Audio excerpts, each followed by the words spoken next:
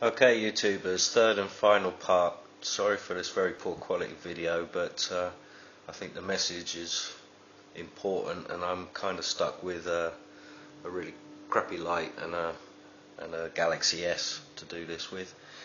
Anyway, so I got cut off. I was basically saying that once you have these guides where you want them, just on this top edge here, you'll see that screw hole there. Yeah.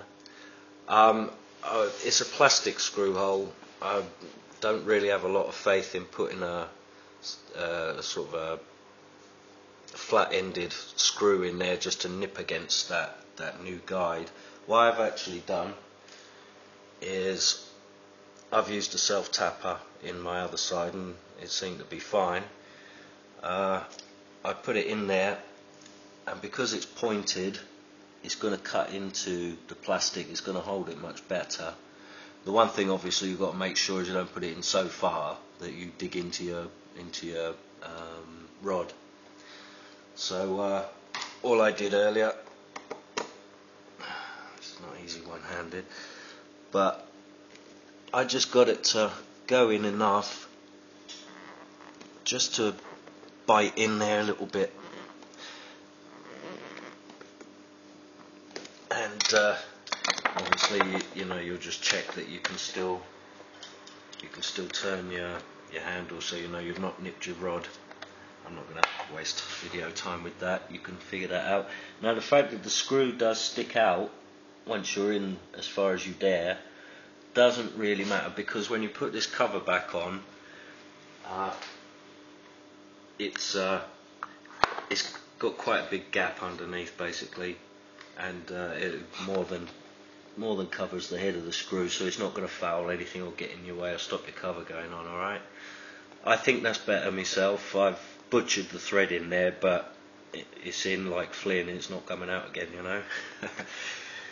Okay, now one more thing I just want to add. This is not necessary, but I figure that because these are off centre and under pressure now, it's 18 years old, this car, these are dry, and I'm thinking I'm going to put a little bit of Vaseline or similar on there. I think Vaseline's probably the best thing, really. You could oil it, but oil goes sticky and encourages all sorts of dust and dirt in it. So it happens that I don't have any Vaseline or petroleum jelly, but what I do have left over from a cold last year is a bit of Vapor Rub. Now, I don't mind a little bit of a smell of eucalyptus in the car for a bit, you know. Oops, I'm not going to put so much on, it's going to make my eyes water. So I got cotton bud, a bit of this, and I just very liberally bang a load of this along this guide. Because I'm doing this one-handed, it's not very easy to do the other end, but you should pop your handle on, open up your rods once you've done one side. When your rod's out, just paste up the other end a little bit as well, including the point, because it's going to go into your pillar guide hole. I did both of those already on the passenger side one. When I'd done these, I had a little look at this mechanism again, just thinking that the poor thing's nearly 20 years old. There's a few little cams that sort of roll on other bits and pieces. There's a few little moving parts where I feel that the original lubricant has got a little bit dry and old. So without putting so much on, it stings your eyes with eucalyptus. But I just put some on some of these cams. You know, they've lasted 20 years. I figure a little bit of Vapor Rub is going to give me another 20 years, well, hopefully, if the rest of the car doesn't rot away. But yeah, you know, including the linkages as well, I've just popped a little bit in here, and we're gonna, you know, just take a little bit of pressure off the poor old girl. You know, she's doing well. A little leak after 20 years isn't bad. I've got to respect that, you know.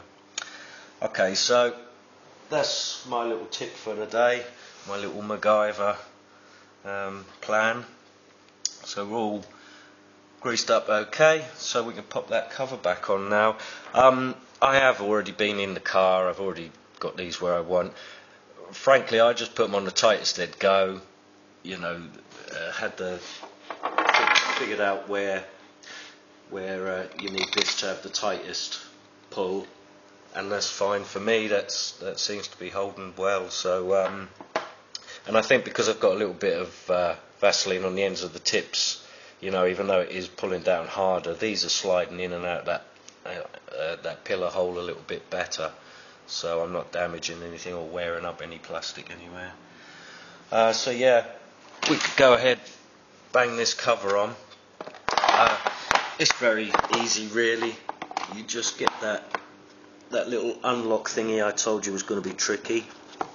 Get it on there, but sort of you've got to kind of lift it, because these are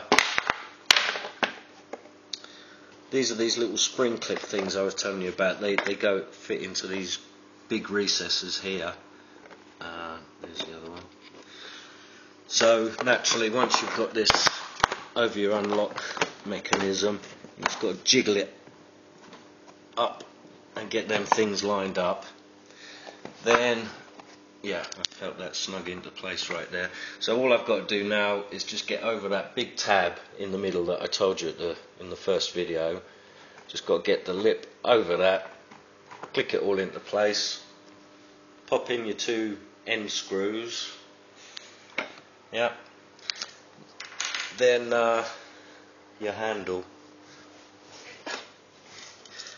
Now be careful, because it's sort of tempting to just bang your handle on where it looks natural. That's not right. When I did the first one, the first T glass, I actually brought this one in before I'd undone it, and I compared the two, and I set my handle on my first glass I did by this one, and it's pretty much just, oh, that's good, isn't it? It's pretty much, it's not quite upright, it's just a little bit off. It's where it finds the spline, about there, yeah? And then, as I say, you can just find where it's going to go and give it a little bop with the back of your palm. Not too hard, but that'll get the spring clip to clip back in.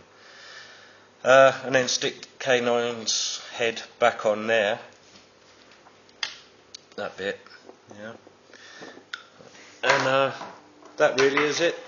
Give the underside of the glass a little bit of a wipe, get your fingerprints off, and Bob's your uncle. She'll snug back in there, and then just chuck some water over the whole thing a few times. Just make sure you've got no drips.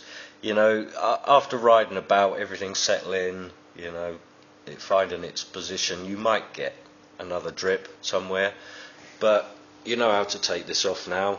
And as I say, any further adjustment, just pop a spanner on there. I'm not sure the size, looks about 13, 14ish, I'd say. You know, and just adjust it till water stops coming in again. Retighten your screw, pop it all back together, and the girlfriend won't get a wet knee every time you take her shopping in the rain then. Happy days. Cheers. Peace.